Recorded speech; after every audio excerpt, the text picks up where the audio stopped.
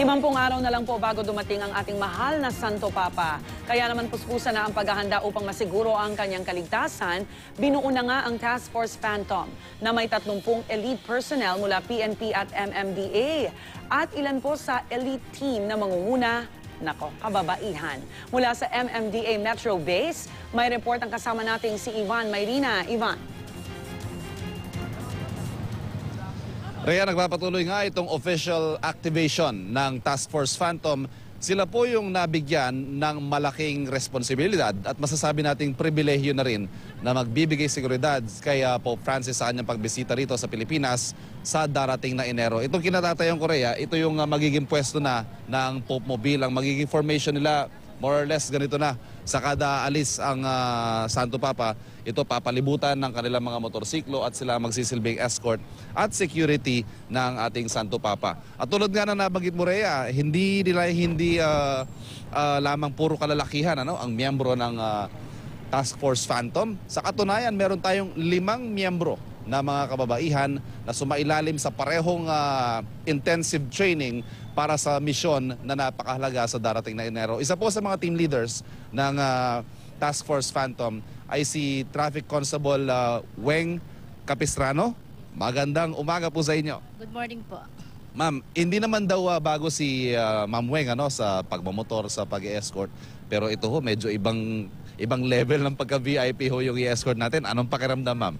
Masaya po, saka pribilehiyo na po to. First time ko pong mag-escort. Proud na proud po ako kasi sa dami po namin, kami po yung 5 na napili para mag-escort sa Anong klaseng paghahanda pong pinagdaanan natin para sa napakahalagang mission na ito?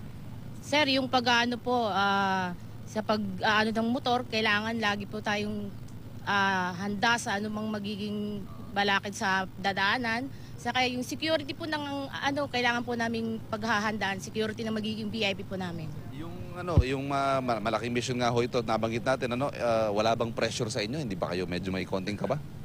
Hindi naman po, kasi nakapag naman po kami ng training sa motorcycle riding course. So, okay lang po, kahit anong oras, anytime, wala po kaming yung pinapatupad ni Chairman Tolentino po. At sa ngayon nga po, ngayong araw na ito, pagkatapos ng panayam na ito malamang ay kayo na po'y ide-deploy sa iba't ibang bahagi ng Metro muna dito sa ating Christmas season. Yes sir, sa south saka sa northbound po ng EDSA. Okay, maraming salamat po. Good luck po sa inyo.